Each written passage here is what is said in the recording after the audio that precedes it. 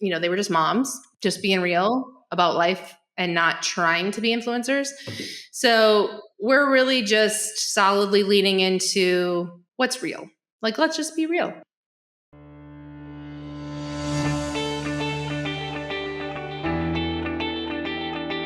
And I want a good show, damn it.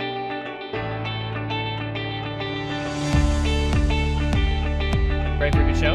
Doing awesome. Yeah. I'm excited to talk to you, Angie. Thank you for having me. Yes.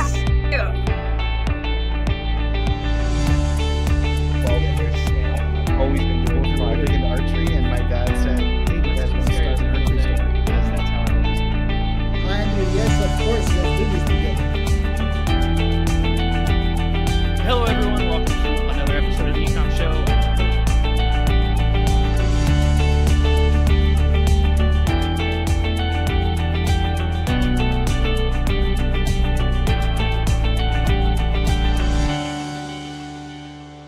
Hello, everyone, and welcome to another episode of the Ecomm Show. As usual, I'm your host, Andrew Maff, and today I am joined by the amazing Beth Benike, who's going to correct me, and I'm looking forward to it.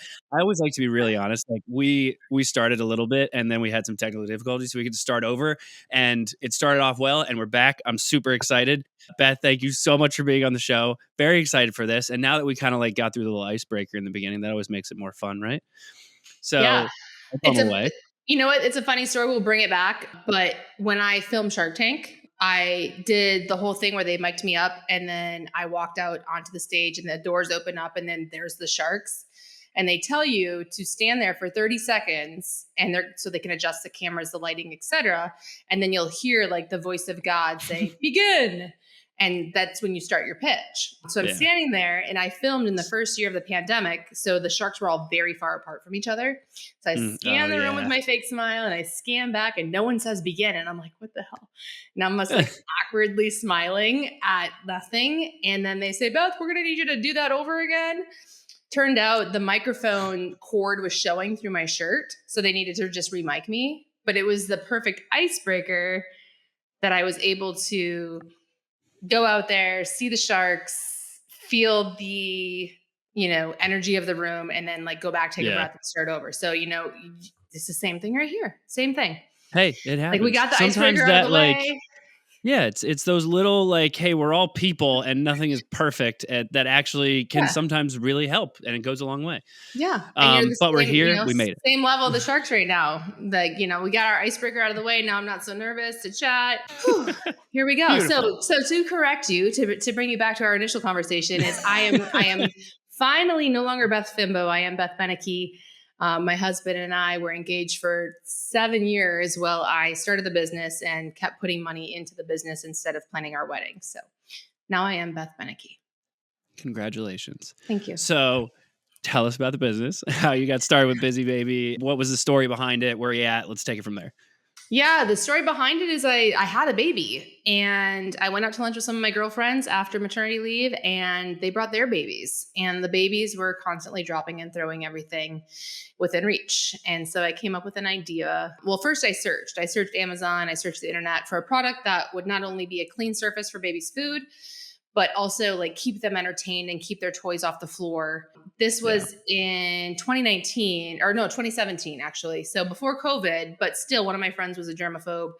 That comes into play later after COVID with, we don't want germs getting on our babies' things. So I came up with an idea for something that would keep babies' toys within reach and off the floor and provide a clean place for their food. I made a prototype, which I didn't know at the time was a prototype, but I made a version for myself. And then one of my girlfriends who had just had a baby, I made one for her. And after a couple months, she reached out to me and she's like, oh my God, I forgot that mat thing last night. And it was awful. Like, I didn't realize how useful it was until I didn't have it. You need to make this thing for real. And that's kind of how it started. I was like, how would I make this thing for real? It is one of those things where like, every now and then I'm lucky enough to obviously speak to a lot of people on the show. And there's so many times where I come across someone I get to talk to like yourself, where it's a product where it's like, duh, like I'm shocked that something like this didn't already exist. Yeah.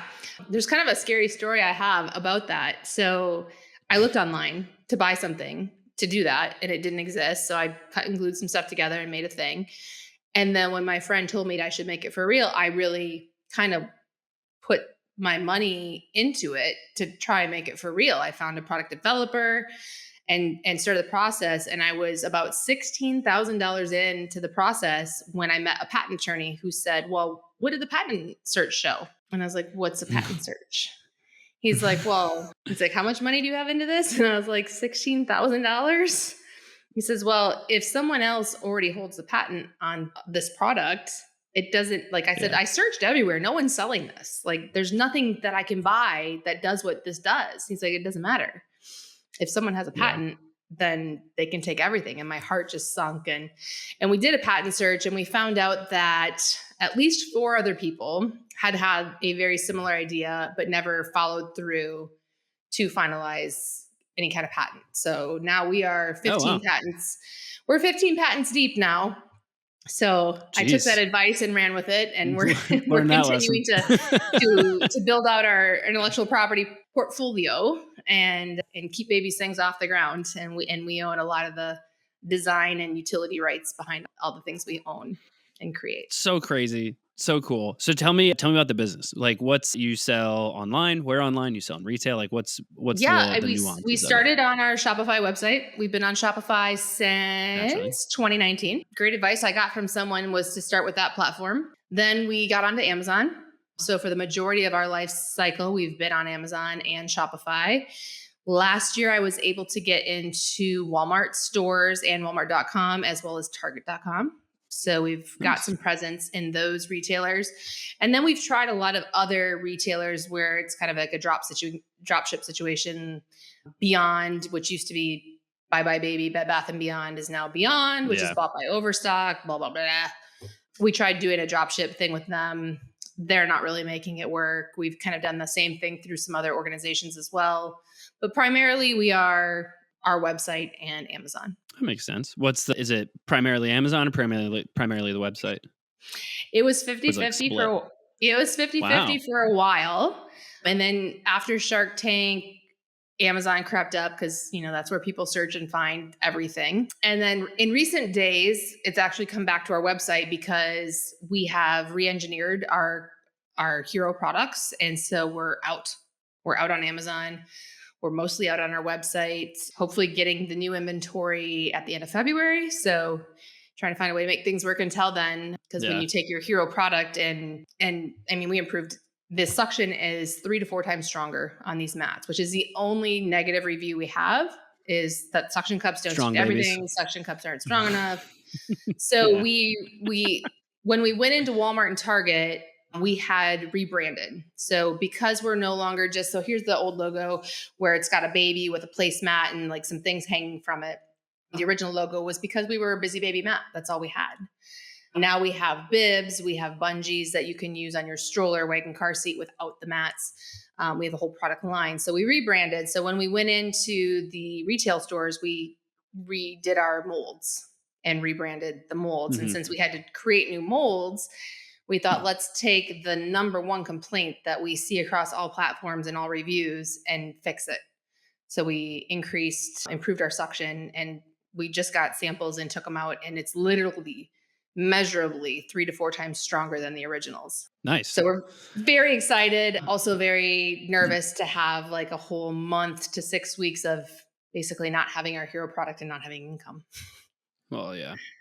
But, it's very nice to hear you say that you're doing that, just because one of the things that I always preach, even though we're on the marketing side, there's no better marketing than just a quality product. Like, you could have a horrible website with not great creative, but if you've got a really good product that people want, they're just going to buy it anyway. It makes marketing that much easier. So to constantly be tweaking it and improving it, it's obviously it's almost guaranteed to obviously give you a return on it. What's been the marketing approach? Are you primarily leaning in on advertising? What would I do? It's a great segue, and I'm not entirely sure who your audience is, but as you were the marketer, I'm going to put you on the spot. Okay. Oh, let's do it. Okay. So you're the marketer. I'm putting you on the spot. Yes, we've got this product. Mom invented over probably 600,000 happy customers. This mat. The only downfall is that the suction cups aren't the greatest. They don't stick to all surfaces. Babies get too strong.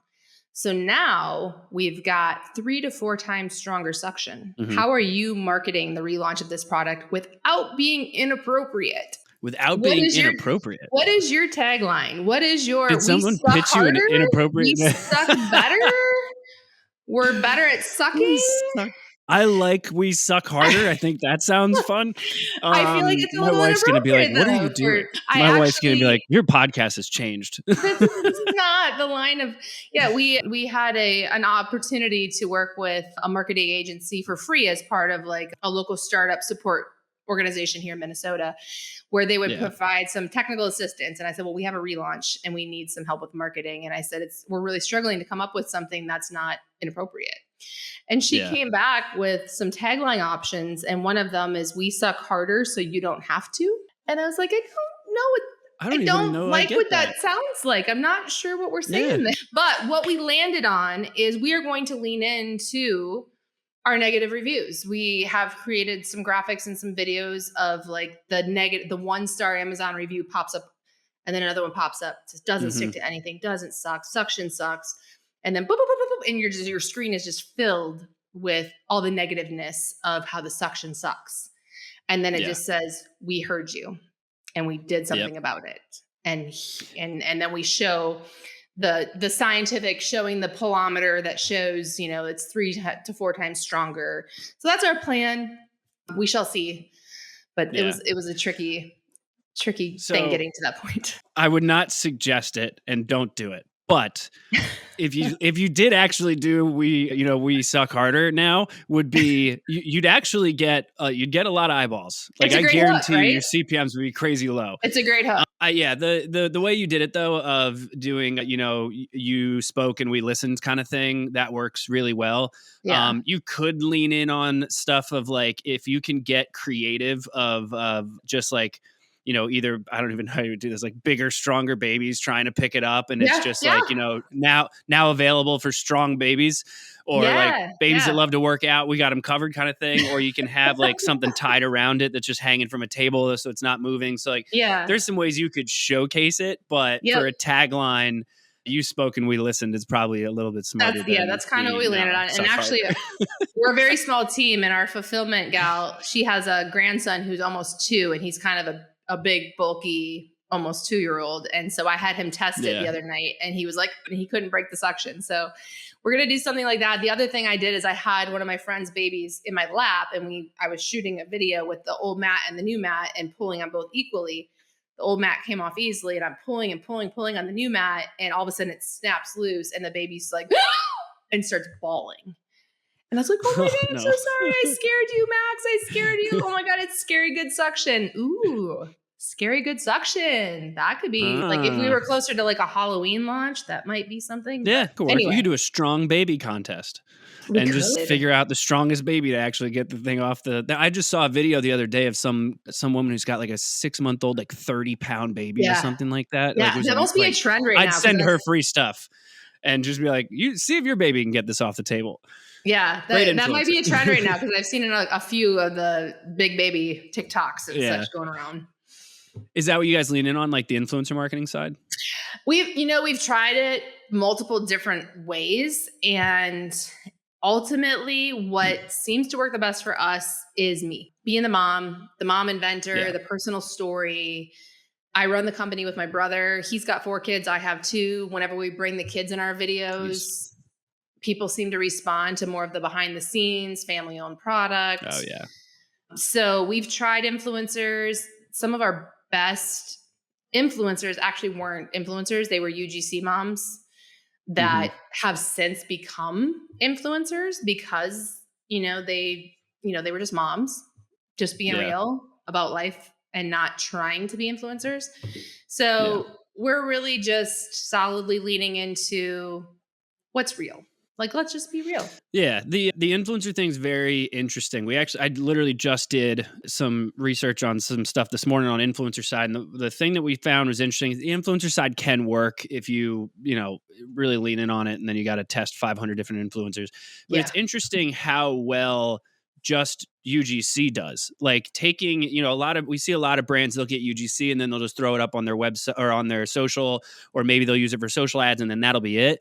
but we've started testing like having it in emails and having it in landing Mhm. pages and having, different UGC depending on where they're coming from. So it's a little bit more like Yeah. personalized and stuff. Like that's actually worked really well. So like the concept Mhm. of you doing the behind the scenes thing is a very, very similar that I could definitely see how that would be working also. And I assume you're leading them all to the website, right? Yeah. Yeah. Yeah. And even on our website, we have an app that we've integrated for a couple of years now that is shoppable video. And so you can attach Nice. shoppable Yep. videos to your homepage, your product pages, and the majority of them are just UGC videos. Yeah. And I feel like every agency we've gone to I run the meta ads and everything myself, because in the Nice. end, as a small brand, no one knows my company better than me. So Mhm. over the course of the past 6 years, I've gone between various agencies of various price points and then doing it myself in between. And I ultimately do the best, even though I don't know what the hell I'm doing, because I know my brand and I know my audience. But what I've always been told that every agency I work with, and you maybe preach the same thing, is test creatives, more creatives, new creatives. And the creatives that work the very, very best for us are the ones that have been running since Yes. 2020. And it's Yes. So because I agree with that. babies are born every year. So every month we're getting as long as we're doing our targeting right, we're bringing in new eyeballs every month. So we don't need to create new Yeah. creative because we're getting new eyeballs every month. Yeah. One of the things I've always kind of like, and from an agency side, I can tell you what the problem is with agencies, but it's also like, I will admit, like, we have to do it as well because of just that's what brands want. Like, if someone's paying an agency to run their meta ads, and an agency turns around and says to them, "Hey, you have this piece of creative that's been live for 5 years and it's doing awesome. We shouldn't touch it." They're going to go, "Then why am I paying you?" So the agency feels like they have to be doing something. Yeah. So my logic is usually once you find something that works, don't touch it. Don't fix what's not broken. But take some of the budget to then test some additional creative. So Yeah. don't get rid of stuff. But Yep. if you find something that's working, there's no need to change it. And you don't have to No. constantly be tinkering. You can test Yeah. new stuff as opposed to Well, and not even changing just out the things. stuff, but test the new audiences, test the new, whether you're going for awareness or clicks or conversions, use those, like, let whatever's working work.